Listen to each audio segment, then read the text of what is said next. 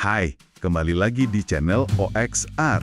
Ada sebuah paradoks menarik dalam arah kebijakan luar negeri kita belakangan ini. Di satu sisi, kita lantang meneriakan hilirisasi dan kedaulatan mineral kritis.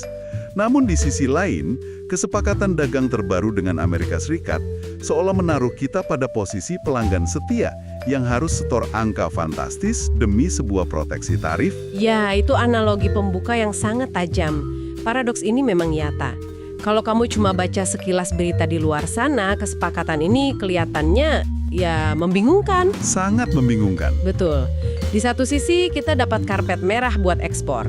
Tapi tahu-tahu kita juga diikat untuk beli pesawat dan gas alam cair dalam jumlah yang bisa dibilang kurang masuk akal. Tapi begini, kalau kita bedah lebih dalam, ini sama sekali bukan urusan dagang ekspor-impor konvensional. Terus urusan apa dong? Ini adalah arena arbitrase geopolitik. Arbitrase geopolitik, istilah yang berat nih. Iya, maksudnya begini. Bayangkan dua raksasa global sedang perang dingin secara ekonomi. Nah, negara berkembang seperti kita ini sebenarnya tidak perlu ikut campur secara militer. Kita bisa menyewakan kesetiaan strategis kita kepada penawar tertinggi. Jadi sebuah tanda tangan di perjanjian perdagangan resiprokal ini itu pada dasarnya memutarbalikkan seluruh rantai pasok global. Wah, menarik sekali. Menyewakan kesetiaan strategis. Nah, itulah misi eksplorasi mendalam kita di sesi kali ini. Kita akan membedah anatomi dari perjanjian dagang ini secara mikroskopis. Dan ingat ya, buat kamu yang mendengarkan, kita tidak akan memihak. Iya, kita harus objektif. Tepat. Misi kita adalah melakukan sintesis dialektis. Kita gabungkan angka keuntungan ekonomi yang luar biasa, benturkan dengan dampak kedaulatan hukum kita, lalu kita lihat realitas geopolitiknya. Oke, mari kita bedah ini. Kita mulai dari sisi pragmatis dulu. Angka-angka di atas kertas. Sisi yang paling disukai pengusaha ya kan? Jelas. Kesepakatan ini kan katanya ngasih tarif 0% untuk komoditas unggulan kita. Sawit, pakaian, alas kaki. Ini sepertinya bakal jadi pesta pora rantai pasok. Tapi, bagaimana persisnya tarif 0% ini bisa sampai menghancurkan kompetitor kita? Mari kita bedah mekanismenya, karena disinilah efisiensi brutal dari pasar itu bekerja. Kita ambil contoh kelapa sawit dulu. Saat ini saja, produk sawit kita itu sudah mendominasi sekitar 85% pangsa pasar di Amerika. 85%? Itu dominasi yang gila sih. Sangat dominan. Itu setara jutaan ton per tahun.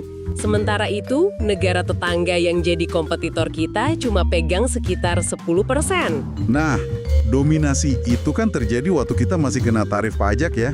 Betul sekali. Waktu masih kena pajak saja, kita sudah menguasai pasar.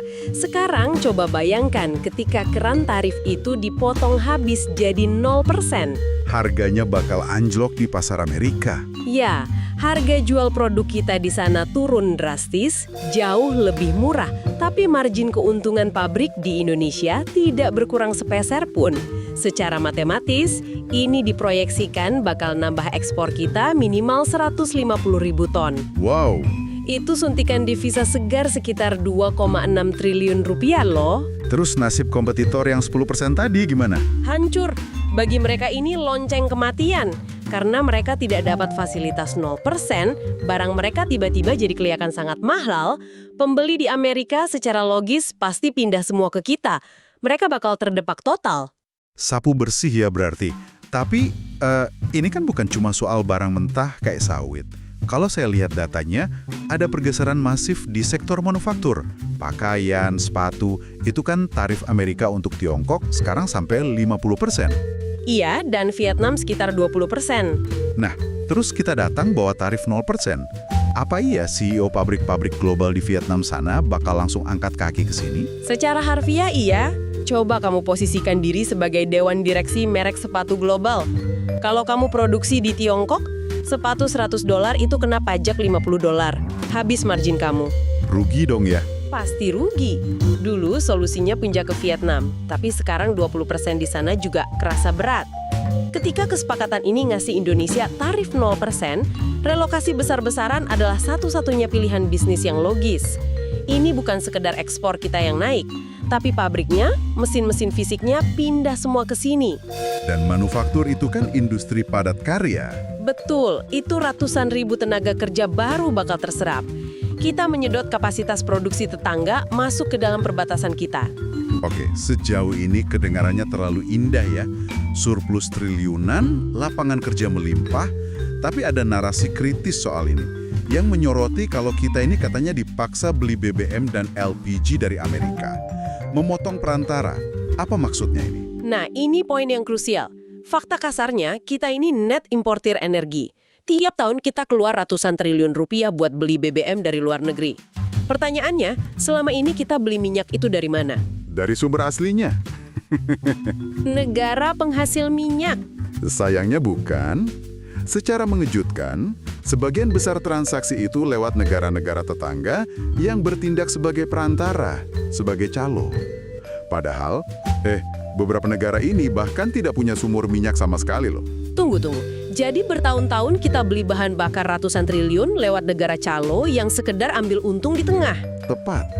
Mafia rantai pasok regional ini hidup nyaman dari ketergantungan kita. Nah, dengan kesepakatan Amerika ini, rutenya dialihkan. Kita potong pihak ketiga itu, langsung impor dari Amerika. Liter BBM yang kita dapat sama, anggarannya sama, tapi jalur logistiknya jadi efisien. Perantara regional ini langsung mati kutu. Ini seperti kita dikasih ruko gratis di mall terbesar di dunia, sementara saingan kita tagihan sewanya dinaikkan. Pasti bangkrut mereka. Tapi ya, tidak ada ruko gratis di dunia ini kan? Apa harga sewa tersembunyi yang harus kita bayar? Disinilah ini menjadi sangat menarik. Harga sewanya bukan pakai uang. Kita membayarnya dengan mengikis kedaulatan legislatif kita sendiri. Maksudnya mengikis kedaulatan legislatif? Ya, dokumen perjanjian ini mengintervensi langsung aturan dalam negeri kita. Contoh paling kentara itu soal TKDN, tingkat komponen dalam negeri. Oh, aturan yang mewajibkan perusahaan asing pakai barang lokal itu ya? Betul, itu kan tameng pelindung buat industri lokal. Tapi di kesepakatan ini, ada pasal yang secara eksplisit membebaskan perusahaan dan produk Amerika dari kewajiban TKDN. Hah? Berarti kalau ada proyek besar, mereka bebas bawa mur, baut, kabel, semua dari negaranya sendiri, tanpa beli ke pemasok lokal kita. Ya, benar sekali. Tameng pelindung untuk industri kecil kita dicabut. Tapi tunggu, intervensinya meluas ke ranah yang lebih sensitif. Standar sertifikasi halal. Halal? Urusan agama dicampuri perjanjian dagang? Iya, kita diwajibkan menerima secara otomatis standar penyembelihan mereka tanpa boleh verifikasi ulang. Yang lebih ekstrim, produk non-hewani dan kemasan mereka dibebaskan total dari sertifikasi halal. Wah, sebentar. Apa kepentingan ekonomi mereka ngatur urusan sertifikasi atau kemasan logistik di negara kita? Logistik dan efisiensi. Buat raksasa eksportir di sana, menyesuaikan kemasan untuk tiap negara itu makan biaya besar. Dengan memaksa kita ubah aturan, mereka hemat ongkos operasional. Tapi kalau dipikir-pikir, kalau undang-undang tenaga kerja dan standar sertifikasi kita di dalam negeri saja bisa didikte oleh negara lain, lalu di mana letak kedaulatan kita? Kita menukar kedaulatan demi surplus ekspor. Pertanyaan yang sangat valid. Dan omong-omong soal undang-undang, kamu tahu ada amandemen soal tenaga kerja juga di kesepakatan ini? Apalagi ini? Kita dipaksa untuk melarang praktik alidaya atau outsourcing untuk fungsi inti bisnis dan mencabut pengecualian upah minimum. Tunggu. Sekilas ini terdengar bagus buat buruh kita dong. Kenapa Amerika peduli sama kesejahteraan buruh di sini? Jangan salah sangka, mereka bukan pahlawan buruh kita. Ini murni untuk melindungi serikat pekerja di Amerika sendiri. Kalau pabrik di Indonesia bisa bayar buruh sangat murah pakai sistem outsourcing, harga barang kita bakal terlalu murah, membanjiri pasar sana, dan membunuh pabrik lokal mereka. Oh, jadi mereka mencegah yang namanya perlombaan ke dasar ya? Race to the bottom? Betul, mereka memaksa standar upah kita naik sedikit supaya barang ekspor kita tidak terlalu mengancam industri dalam negeri Amerika. Sekali lagi, intervensi hukum. Astaga. Dan ada satu lagi ironi yang bikin saya lumayan terkejut saat baca datanya. Pasal impor pakaian bekas. Pemerintah kita kan setengah mati memerangi baju bekas impor buat melindungi UMKM penjahit lokal. Tepat sekali. Tapi di sini, kita justru diwajibkan buka keran baju bekas dari industri daur ulang Amerika. Iya, itu paradoksnya. Pabrik garmen besar kita dikasih tarif 0% buat ekspor ke sana. Tapi sebagai gantinya, UMKM bawah kita harus rela dihantam banjir jutaan ton pakaian bekas murah dari Amerika. Mengorbankan yang kecil demi yang raksasa. Gila, kepala saya mulai pusing membayangkan harganya. Kita benar-benar mengorbankan pilar-pilar regulasi domestik kita. Nah, sekarang pertanyaannya bergeser. Mengapa Amerika mau repot-repot mendikte perjanjian serumit ini? Pasti ada komitmen balasan yang masif kan? Oh, sangat masif. Inilah yang kita sebut komitmen pembelian. Angkanya indikatif di sekitar 33 miliar dolar Amerika. 33 miliar? Itu sekitar 500 triliun rupiah lebih loh. Betul. Dan tebak uangnya lari ke sektor apa? 15 miliar dolar untuk energi, spesifiknya LNG atau gas alam cair, dan batu bara. Lalu 13,5 miliar untuk sektor aviasi, beli 50 pesawat komersial. Spesifik banget. Mengapa harus LNG dan pesawat tempur atau komersial? Karena kita sedang berhadapan dengan mesin uang geopolitik Amerika. Saat ini, kebijakan luar negeri mereka itu disetir kuat oleh industri LNG dan senjata. Waktu konflik meletus di Eropa dan Timur Tengah, suplai gas global terputus. Oh, terus Amerika ambil alih. Mereka langsung berubah dari importir jadi eksportir LNG terbesar. Meraup untung ratusan miliar dolar. Tapi kan konflik kan tidak abadi. Supaya pabrik gas mereka tetap jalan waktu perang selesai, mereka butuh jaminan pasar masa depan. Dan kitalah pasar masa depan itu. Ya, negara dengan populasi besar dipaksa tekan kontrak LNG jangka panjang. Wah, ini masuk akal. Ini tuh ibaratnya biaya langganan geopolitik, ya kan? Kita beli pesawat dan gas miliaran dolar itu sebagai premi asuransi perlindungan. Premi asuransi, analogi yang menarik. Iya, maksudnya kita bayar biaya keanggotaan ke preman terbesar di kawasan supaya kita nggak diganggu. Dan sebagai gantinya, mereka membiarkan sawit dan sepatu kita monopoli pasar mereka. Itu sintesis yang sangat akurat. Asuransi geopolitik. Tapi kamu harus tahu, yang namanya asuransi selalu punya syarat dan ketentuan tersembunyi. Bagian 5 ya, klausul keamanan nasional. Ya, ini bagian paling mengerikan. Klausul ini menghilangkan ruang netralitas kita kalau tiba-tiba Amerika menjatuhkan sanksi ke suatu negara ketiga dengan alasan keamanan nasional, kita diwajibkan secara hukum untuk menyelaraskan kebijakan kita. Tunggu. Menyelaraskan. Maksudnya kita harus ikut memusuhi negara itu. Betul. Kalau Amerika memboikot, katakanlah Tiongkok atau Iran, kita dipaksa menerapkan pembatasan dagang yang sama. Tidak peduli apakah negara tersebut adalah mitra dagang terbesar kita di Asia. Ini kan gila. Berarti prinsip bebas aktif kita gugur dong. Bagaimana kalau kita menolak ikut campur? Kalau kita menolak atau ketahuan bikin kesepakatan dagang yang dianggap mengancam kepentingan Amerika, ada ancaman terminasi sepihak. Washington bisa membatalkan seluruh kesepakatan tarif 0% ini dalam semalam. Langsung dicabut fasilitasnya. Langsung, tarif dikembalikan ke angka hukuman. Dan semua pabrik yang baru relokasi ke Indonesia tadi akan langsung gulung tikar seketika. Leher ekonomi kita diikat kuat-kuat. Wow. Jadi, apa arti dari semua ini? Mengingat semua variabel yang sudah kita bongkar ya, efisiensi rantai pasok, hilangnya tameng regulasi, sampai asuransi geopolitik tadi. Apa kesimpulan akhirnya?